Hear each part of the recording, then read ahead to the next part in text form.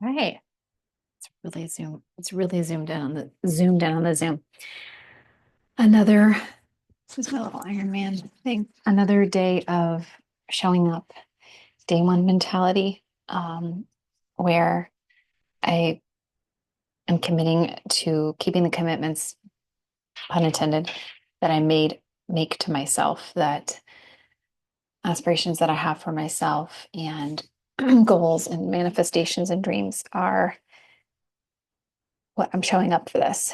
And I get to show up for this and I choose to show up for this. And so day one mentality, and I'm here and it's 2:05 in the morning. And in all honesty, I have like just a tired headache. Or I don't want to say headache, but like just fatigue. Um, and I know deep, I have a deep knowing. My mama tuition is singing to me from the inner sanctuary that the magic that I'm seeking is in the work that I've been avoiding, and that is a divine download that came through a Peloton ride with Robin Artson. Um, and I just feel that hit me in the soul, because not hit me, stirred me in the soul.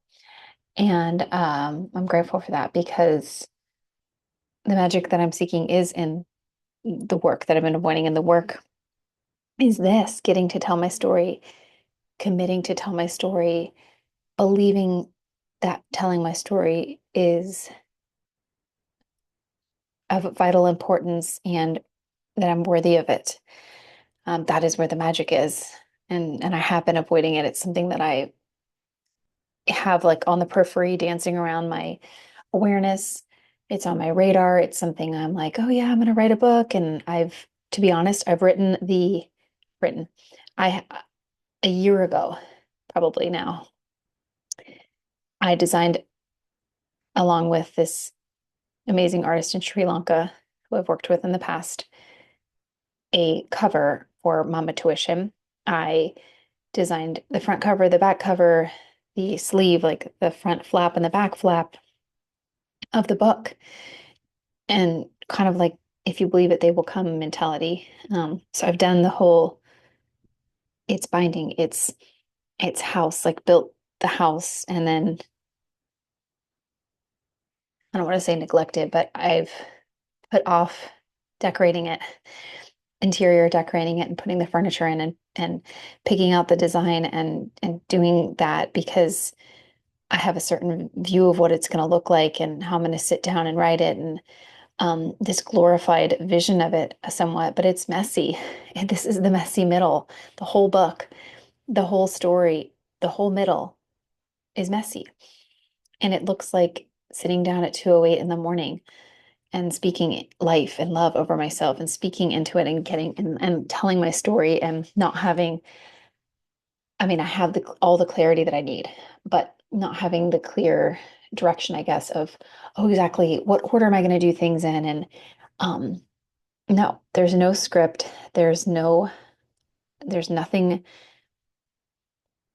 premeditated about this. Like, um, I'm unfiltered.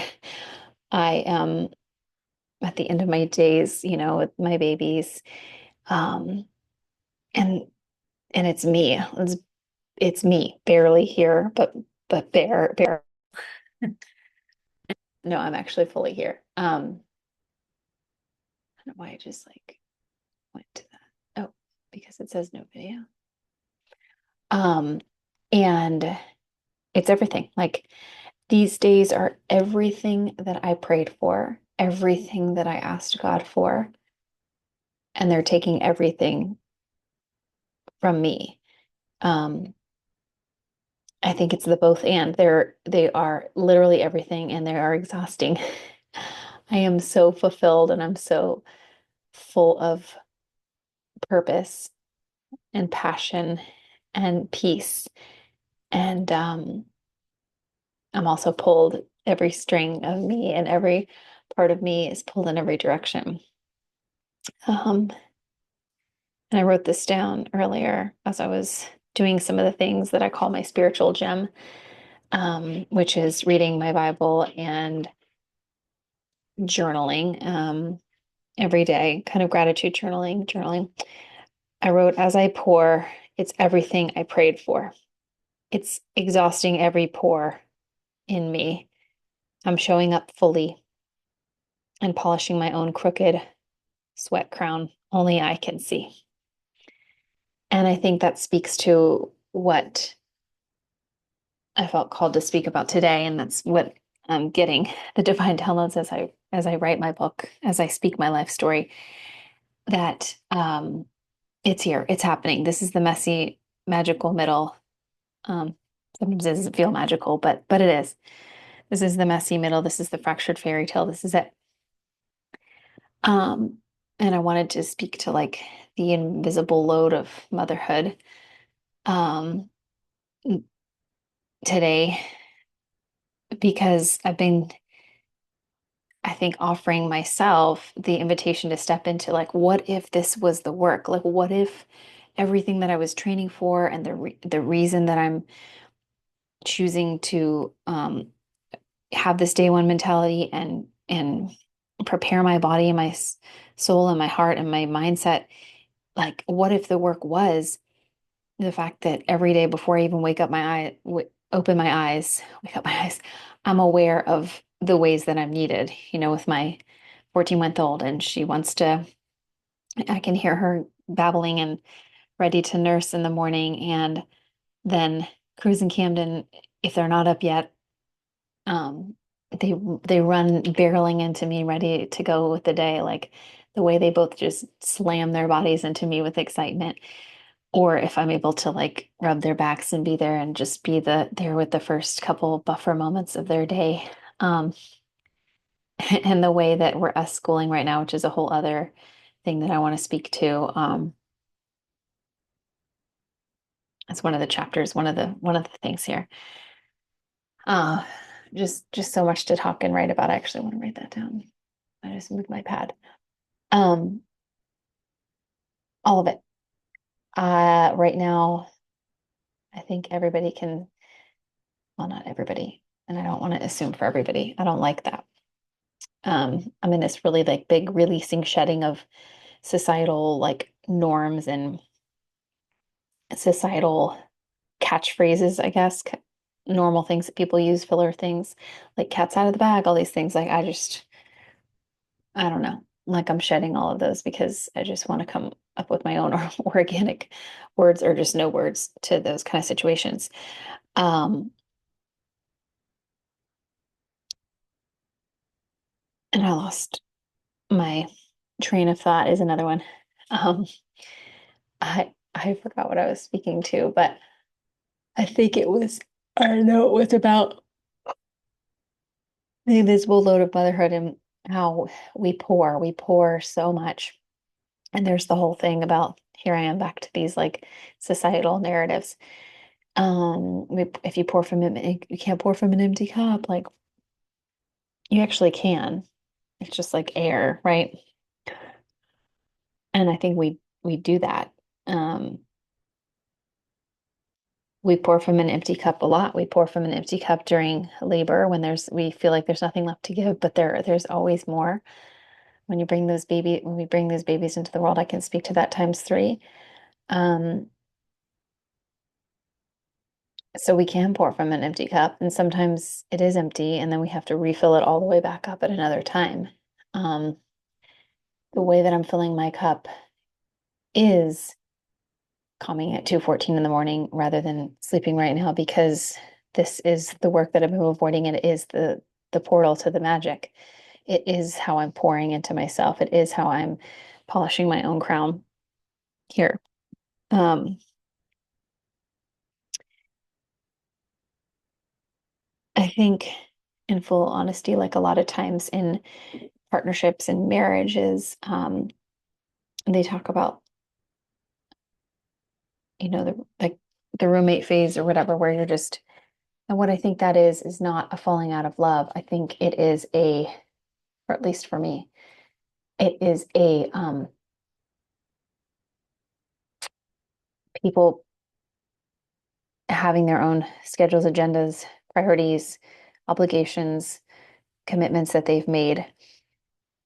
And yet you are in this commitment that it supersedes them all, which is your marriage.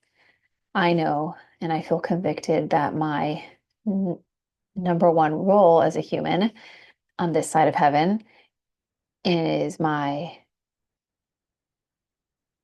marriage, my role as a wife, my decision to marry JD and be his wife and guide him, motivate him, inspire him, lead him in the way that women can do, um, and mothering our children. Right now, he's in a really complex, busy, demanding phase of his work, his chosen role in a professional sense. Um, and it requires him to like be up at 4 a.m. So in less than 2 hours for syncing, harmonizing with conference calls of different time zones since we're here in Hawaii. And then because of that, like when he's finished with his like work day uh here, he's exhausted and he falls asleep um on the couch or wherever he is, and then needs to go down or has been needing to go down like pretty early.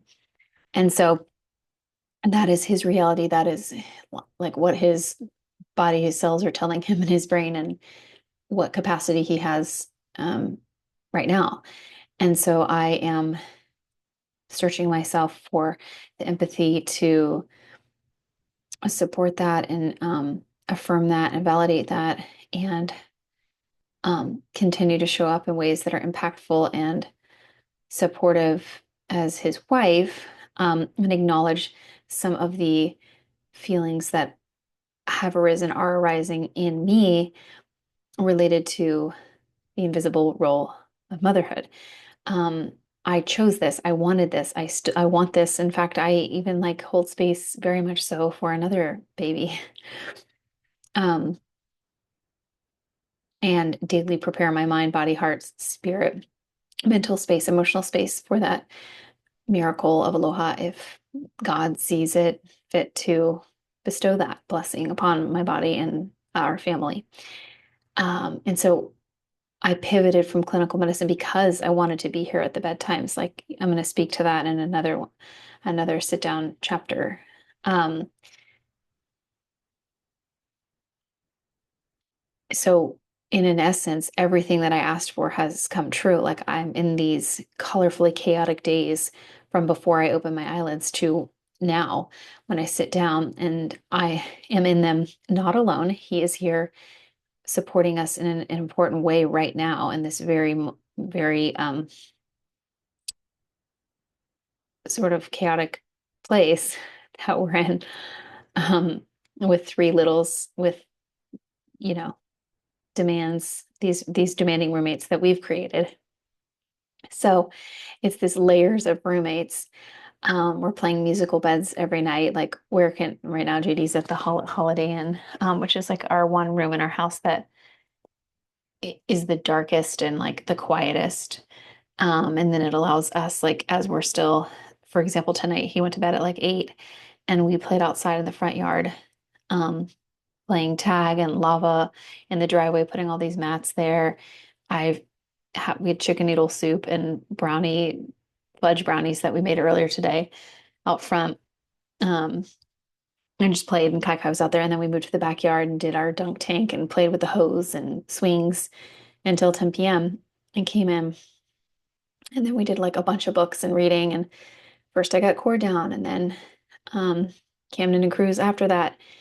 And right now I'm reading Sophie Mouse with Camden, along with all these plethora of Halloween books that I got for them from the library. And I honestly love getting these like holiday themed books all the time.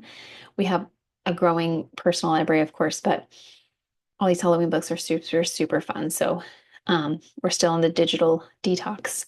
I am on the digital detox as well. It's been very provocative for me. Um, I feel like I used to think of provocative as like a a word that was sort of describing something risque or something like that, but I guess it kind of is like for um yeah, the way that I feel like it's stripped down my um what's really important kind of thing. And then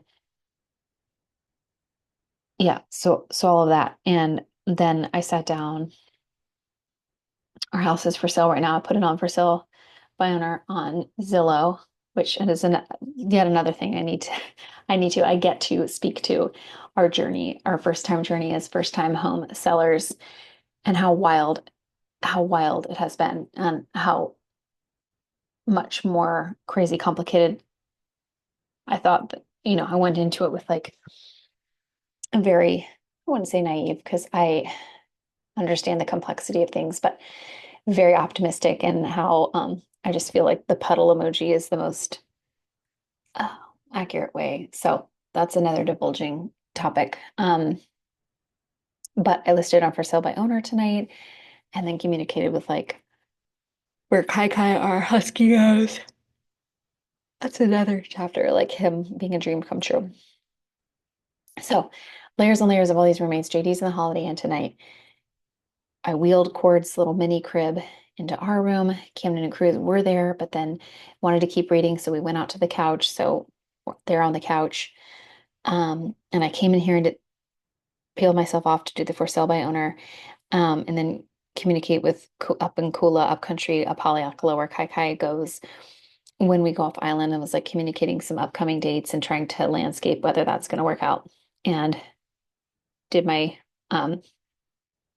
jumped into the word. I'm on my last chapter of the Bible. I probably started maybe 3 years ago. I've been through the New Testament now. I have one more chapter in Revelations, and I've been through the New Testament 3 full times. And then I'm on my last chapter of the Old Testament in Numbers, and then I would have read through the entire Bible.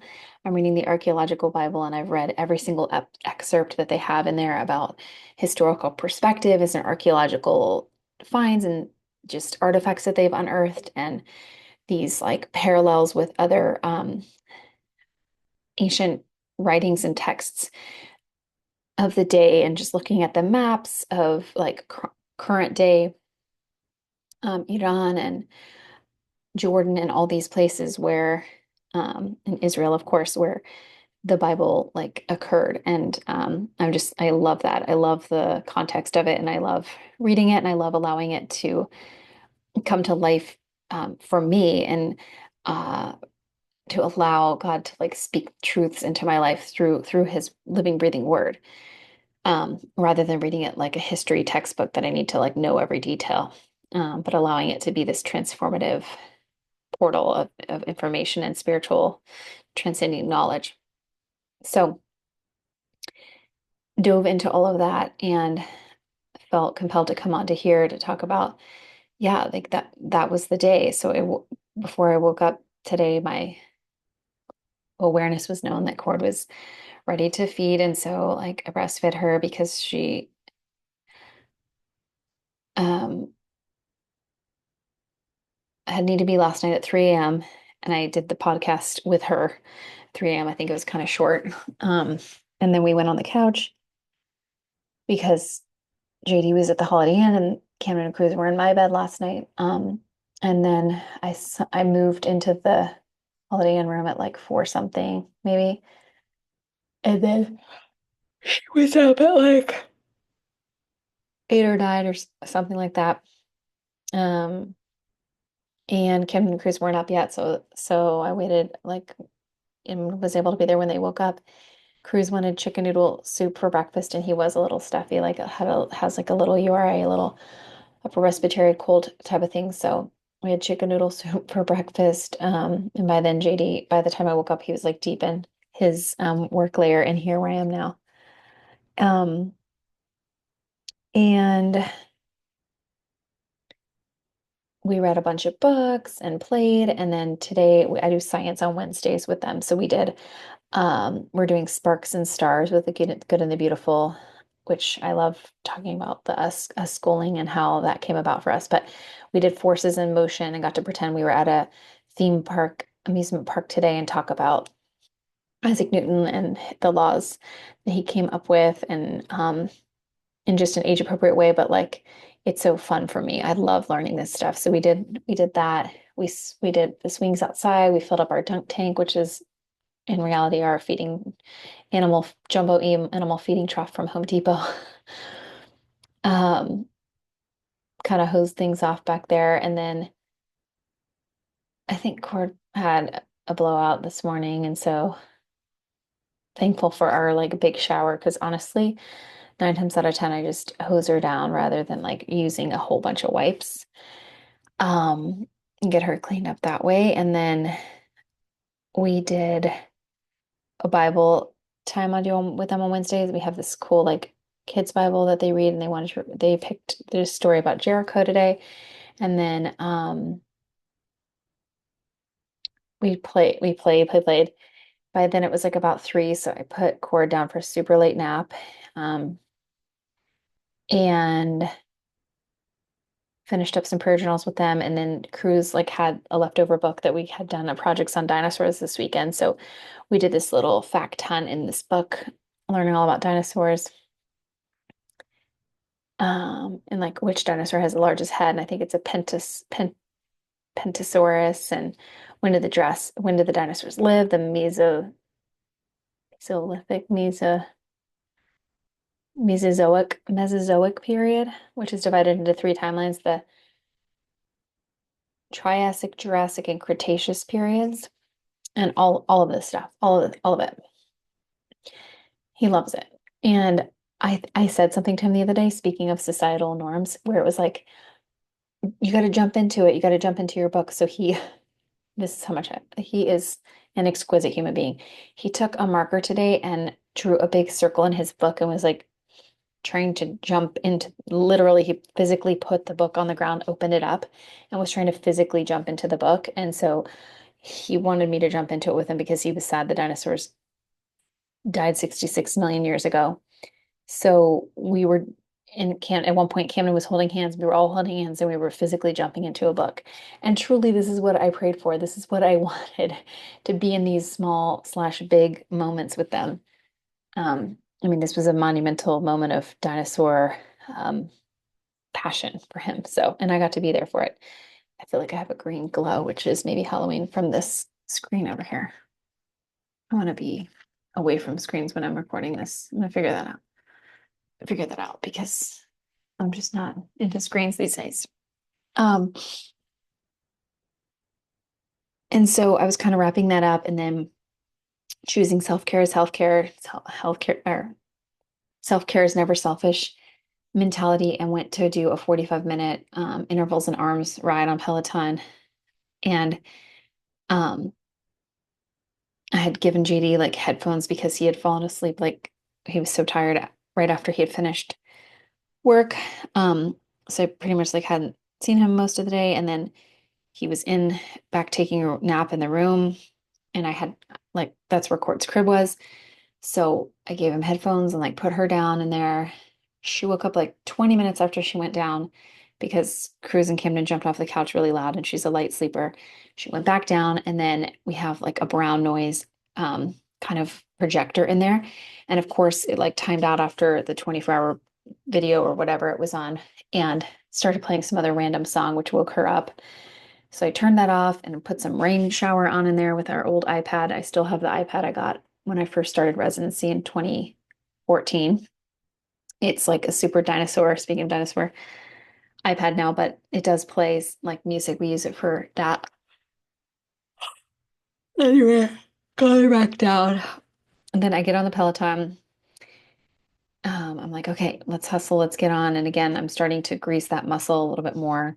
There's like the fork in the road of me that wants to just lay down, and the other one that's like, you know, that you'll benefit immensely from this act of love and self-care, that is, showing up. And so I put my water over here and opened up the blinds and looked out at the palm trees swing in the afternoon trade winds, and love how they do their hula dance, and saw the greenery and saw the brightness, and got my little towel out. We have these little like yellow towels from Costco that I think you're supposed to wash your car with, but I use one for every workout. I love it. and I put it on the Peloton and I just clicked in, put my shoes and socks on and clicked in, started it, and then Cord Nalu, that feisty female that she is, I hear her again, like 15 minutes into my workout. And I mean, this lady could be doing 2 naps a day, but she does one, which should be like 2 to 3 hours. And I think it's because JD had to wake up. So, um, felt that frustration, like, wow, I finally carved out this time and I'm hearing her again, and I have no clue what's going on. And I'm also worried as a mom about like her well-being and trying to get a nap, trying to like have some protected time to grow and consolidate and do all the things that happen with sleep, restorative sleep that I myself am lacking. Um, anyway, I think it's because he woke up, but he like briefly came in, and then I was riding, did my 45-minute ride. I see her in the backyard watering with him. I'm like, okay, I guess we're not doing a full nap today. Hopefully she'll be okay. I feel like it's a wired, not tired, tired and wired situation with her lately. Like, doesn't want to miss out. FOMO. Wonder where she gets it. Um, and then Camden and Cruz are outside, like hunting lizards and stuff, being awesome. So I did my 45-minute ride, and then I did a 5-minute cool down in Kenya. I like to do scenic cool down rides. Then I did a 10-minute postpartum core class, just really engaging that pelvic musculature, and I really want to speak to that too. Um, and then I did a stretch in Spanish. Love to like, I've been really working on Spanish, recultivating my love of Spanish that I had all through high school, and then, in college at Miami, and my soccer teammates, just living in Cubano land and in Miami through 305. Um, and then I had a big like Duolingo immersion, commitment that I've done over the past couple of years too. So for right now, I'm learning Hawaiian, and because I feel like that's my kuleana responsibility, and I write the Olelo Hoi into my children's books. So Spanish, Hawaiian, and English is what I feel called to right now. I've also dabbled in some like Japanese and Mandarin with Camden and Cruz. Um, might finish the workout.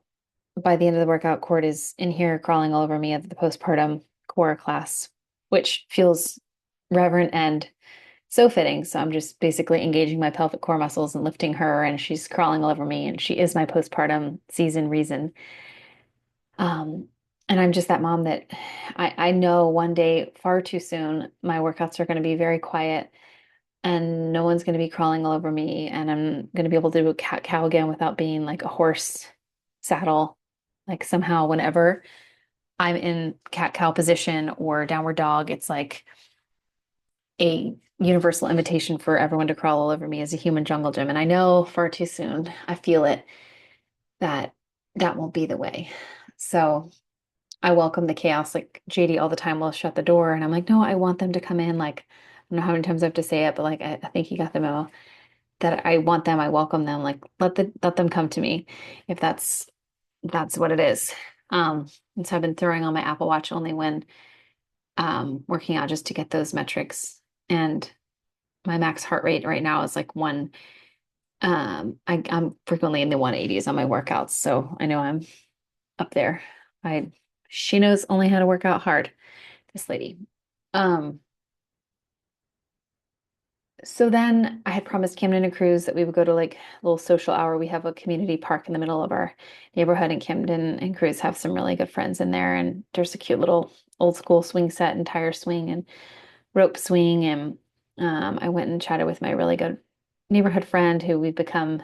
Um, we were parallel moms for a really long time, but in this more recent chapter, I'm so grateful that we've leaned into like some really deeper conversations as moms, as humans, as dreamers, as women. And that's been really fueling for me and hopefully for her as well. And Camden is like an expert chicken catcher. And I look over and Cruz is holding two like decent sized chickens that Camden chased and caught all around. We have this massive like green space that Haleakala looks down over. And I just love it. I love when they're wildlings and feral children and just their hair is flying everywhere. And I just, gosh, they're just the most beautiful decorations of my in my world. Um, and Cord like was wearing giraffe pants that my mom had sent her, and these like giraffe print bell bottoms and this like ridiculous giraffe shirt and driving her this little she drives this little like push car that I have that we got from honestly from the side of the road when Cruz was an infant, and it's this green car that's survived for her. Someone had like discarded it on the side, like, hey, pick it up. And we did one time when I was walking home from preschool with Camden. Yeah, 5+ years ago, 5 years ago, probably. Um, and then we came home and I quick got the electric bikes out because it was Camden's night. We've kind of been oscillating between people picking what they want to do at night, and Camden wanted to do it's called the Hawaiian Electric Bike Parade, and our cute little vibrant beach town has an electric bike parade on Wednesdays and Sunday evenings, and they meet shortly after sunset and wait till it gets like a little more dusky, a little bit more dark, and there's like we call it the retinal display. One of the ladies has this like blinking, just all these neon colors. And then there's Al, the alien that's strapped to the back of this massive green alien. If you live in Kihei or you've been through here, you know, you've seen it. And then they have like loud music, just feel good stuff, kind of jock jamsy. And we joined in the parade. We did it all the time before. We had Cord, and now I have a bike seat in front for her. And she was like bopping to the music, and then Camden and Cruz ride in these Thule seats that are behind JD on our rad power wagons. And I love it. Um, and we also have been starting to see some Halloween decorations, and they love that. So we did the hour-long bike ride. We start at Kalama Park and we go down to Camp 3 and turn around. And anyway, you see like a mixture of locals and tourists, and it's just a feel good like vibes chaka's out kind of thing, and it's fun to be a part of and fun to experience that side of humanity, and for to see the joy with Camden and Cruz. And they have these like lightsabers, they call them lightsabers, um that they uh, like throw out, and everybody's bikes are decorated. So we did that, came home, they wanted more chicken noodle soup, so more chicken noodle soup. And then I think I opened up this with that, and I have to go to the bathroom, so I'm gonna wrap this up. But um I need to go sit on my throne with my crown. Um, it's been a day. So then, yeah, getting them all down, which is like three separate times. And then Kai Kai, my beautiful first baby here, he's gets um I don't want to say demanding, but he has needs at night. Like he he waits for me like usually to eat, and then he wants a big drink, and then he wants to go outside, and then there's cats like in our yard, so he knows that they're there and he wants to go back out and check them out. He likes to play King the Driveway at night. So he reminds me, he's a lot of the reason that I'm out in the driveway at night, just looking up at the stars and putting my nose up like him into the night breeze. He was my canine co-author with all of my books that I'm writing different right now. In this book, that is me, that is my life. So all that to say, like I was convicted to talk about the invisible load of motherhood, which is often referred to as like all of the to-do lists, all of the things that go unseen, right? Like it could be all of the tabs that we have open, and it's mostly related to our children. I mean, it's us too, right? Like eating, drinking, like the basic needs, but also everything else, like RSVPing to parties and gifts for people, and sizing them up, clothes, and going through their clothes and making sure that they're organized, and the laundry. I mean, not to say that men and husbands can't help out with this. In my case, in our case right now, um, it feels, and JD's really good about being in the kitchen and stuff. Mostly because he's eating like a lot of protein-based stuff. But, you know, right now I'm trying to show up in the way of my domestic diva vibes of like laundry and um, dishwasher, unload and load and all of it. And then tidying up and keeping everything like going. So, um, and then for me, like, because I've chosen to be their teacher, so it's like we get the homeschool, we do us school every day, second grade for Camden, pre-K for Cruz, although he's doing kindergarten math, and then just kind of reading to Cord and constantly playing with her and playing with these people. And I've been on my digital detox, so it's like when I'm in their presence, I'm not I'm focused, like I'm with them and I'm not on my phone. Like, what if that's what we showed up for? I think that's a main thing that was trying to come through for me is what if what I was training for is what I'm executing every day with joyful glee and I'm doing an incredible job at it. Like I maybe have my hair may or may not be washed and I'm in like a sports bra and workout pants or like a little sarong from Costco that I wear 99% of the time, or this robe, postpartum robe. Um, but I'm here and I'm doing it and I'm showing up and I'm doing it. I'm doing an amazing job. Like I know that because I know how fulfilled they are. I know how um, vibrant they are. I know how much they're thriving. And yes, that's a lot of their innate um, default programming as humans and as you know chosen divine beings, um, sons and daughters of the King. But it's also because they've been entrusted to me, and I am doing God's work. I'm doing the Lord's work by showing up and nurturing them and pouring into them and serving them in every way that I'm capable, emotionally, physically, spiritually, mentally. Um, I also put on an amazing puppet show yesterday with like all of our Sesame Street animals in this emotions book we have about Sesame Street. And like I'm crushing it. I know I am. And I chose to do this and I want to do this. And I'm a fun, engaged, quirky mom who's constantly putting on like karaoke and just singing to them despite their please not to. I'm like a 90s jukebox of songs. And the more Judy likes to say, the more tired I am, the more it comes out. Literally, I have a song for like every single lyric. Yeah, I can be triggered by like any word to drop into a song. And it's been happening more and more frequently lately. So I'm sure it'll come out here. Or if you come hang out with me, it will happen. Um, but what if that was like, that was the work, and sometimes, uh, so I'm an entrepreneur. I have established my business mama mindset, which empowers prenatal and postpartum moms. And I'm also Dr. Nini, that's my pen name, based on my childhood nickname, writing. I've written two children's books, and the second one is in the final stages before I can surf it out into the world and honors Lahaina. I can't wait to share that. And then this book, I'm also working on like a sleep medicine course um, that I'm editing right now with an artist that's helping me edit down all of that. Um, I mean, the videos aren't long, but she's just doing the final.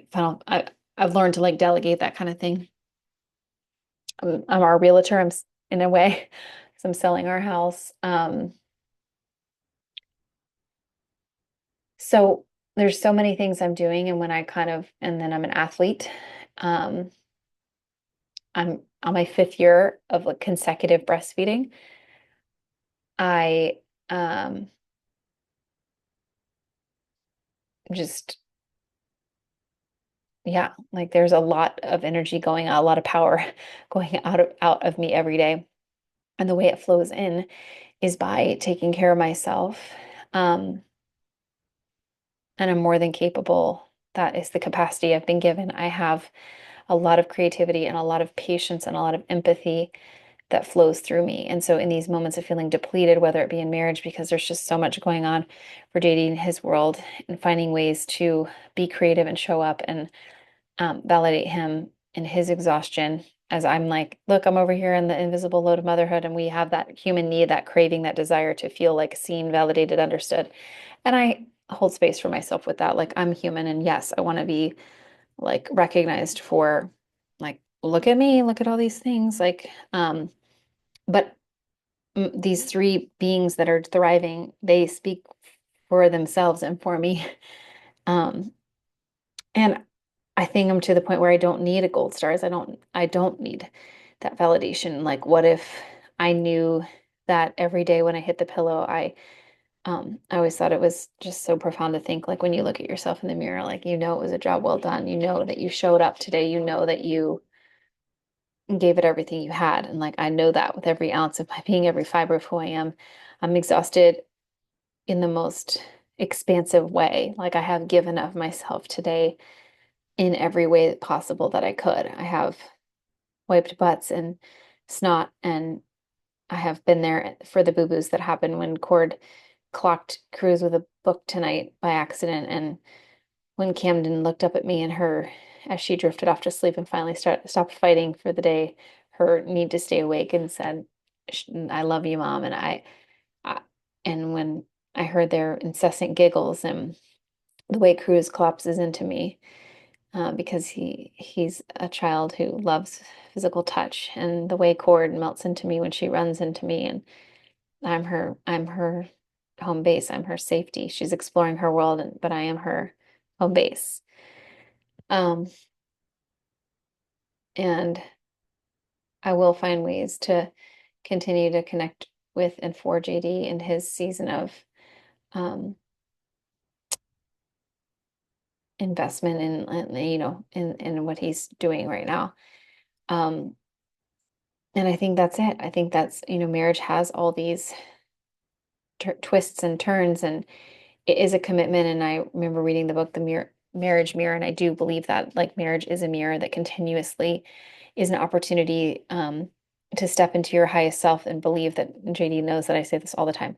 Everything is working out for our highest good. And so in marriage, it's often uncomfortable. It's often something that we innately, and our first reaction is just to kind of like push away from it. But um, what I mean by this is like the other person, in my case, JD, and I am that for him, are constantly holding up a mirror which reflects back myself and himself and the character qualities that we have that um, could use some continued fine tuning and um, attention and energetic investment in sharpening and molding more. So I mean that marriage is a mirror because life, and in marriage, when you make the commitment like we did for forever, these extra innings that we're in is a continual character journey, a continual surrender every day into how can I serve the other person, even and especially in the exhaustion, even and especially in the times where the human nature in you is like, hey, look at me. What are we not giving? And even and especially in when you kind of like drop into that societal narrative that's like, oh, this is a fairy tale. They're supposed to know what I need. And they're supposed to be validating me and like for me, my love language is words of affirmation. For JD, it's acts of service. Like, how can I speak acts of service to him? I'm not feeling like I'm getting a lot of words of affirmation. He's exhausted. Like, so how can I have the capacity um to know that and to like speak acts of service to him, even and especially when I feel like I'm not getting the words of affirmation coming in?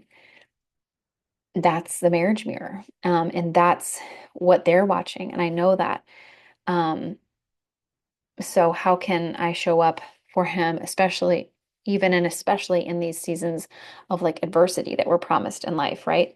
I used to have a quote that I hung up in my room when I was little. Um, it always resonated with me, saying like adversity causes some to break and others to break records. So it's especially in these seasons of like when we're taken to our human limits of exhaustion and tiredness and different commitments and that we have, and especially when we're living on these different schedules currently. um how can we cause it how can we allow it to be a catalyst for change for the best, right?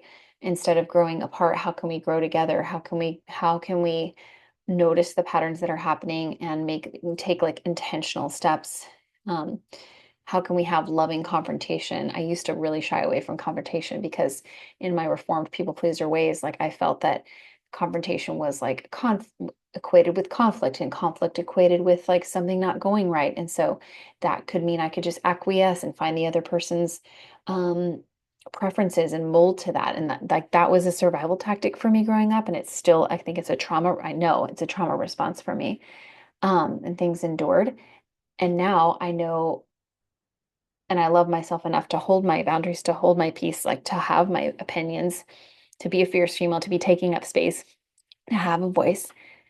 Um, and yet the confrontation piece for me is huge because it's saying, I care about your perspective. I want to hear your perspective. I want to hold space. I want to learn more about you. I want to grow deeper. And that's for me and with my marriage with JD, I want to know, um, hey, like checking in and even and especially when it's like, we could just put it off to the side and just talk about our babies and all of those other things we have in common. But it starts from our marriage being at the pinnacle of who we are, because truthfully, I do feel if there's like any kind of rift or not even like conflict, but just if we're not fully aligned where I know we can be because we've been together now more years in our life than we've been apart. So if I don't feel that, I don't even want to say perfect harmony, but if I don't feel that aligned, because I think that's sort of an elusive concept, if I don't feel that alignment um, with us starting at the top, like it does impact me throughout my day, and it is something that I feel, um, and it is something that I want to say bothers me or eats away, but like it is something that impacts me constantly because I know like it's an intangible sort of vital sign, like in my life and in our marriage and in our family life. I am at my best as a human, as a wife, as a mother, as an entrepreneur, as a creative, as a physician, as a healer when I am in alignment and when my marriage is harmonized and we're in a symphony, like we're two totally different instruments. We march to the beat of our own drums. Here I am with this societal sayings again.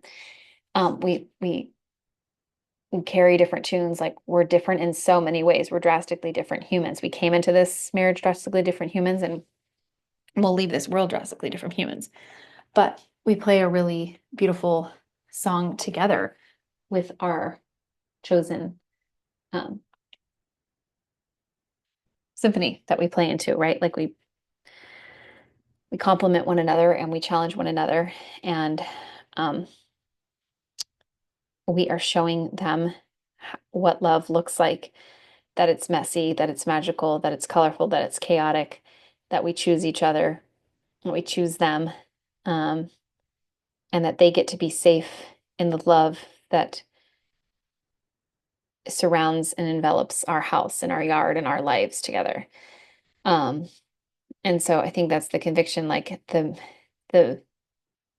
and hopefully resonates with a lot of people that the magic is in the work we've been avoiding. So it's not only for me coming through to me right now, like and sitting down and writing this story and doing these podcasts and writing my book that I've had the cover for more than a year.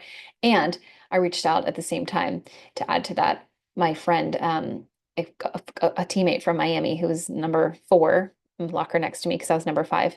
She's a brilliant attorney and she works closely with female entrepreneurs. And she helped me with my secure my trademark registered mark for Mama Mindset. And I reached out to her for Mama Tuition, knowing that it was real estate that I wanted to legitimize and legally legitimize and validate for myself, more than like a legal move, because I'm not really a legal um, person. Like I'm not floating in the legal, legally blonde, like what? Is it hard? Vibes, but I mean, I do appreciate them and respect them. But it was more for like validating myself that this was an avenue I wanted to pursue. So anyway, I had contacted her. I remember we were on date night at Marriott Willea, um, and pursued the trademark. And like we've been working with it for more than a year. Had to make some adjustments with the registering attorney, with the assigned attorney, but so it's still in process. Uh, all that to say, like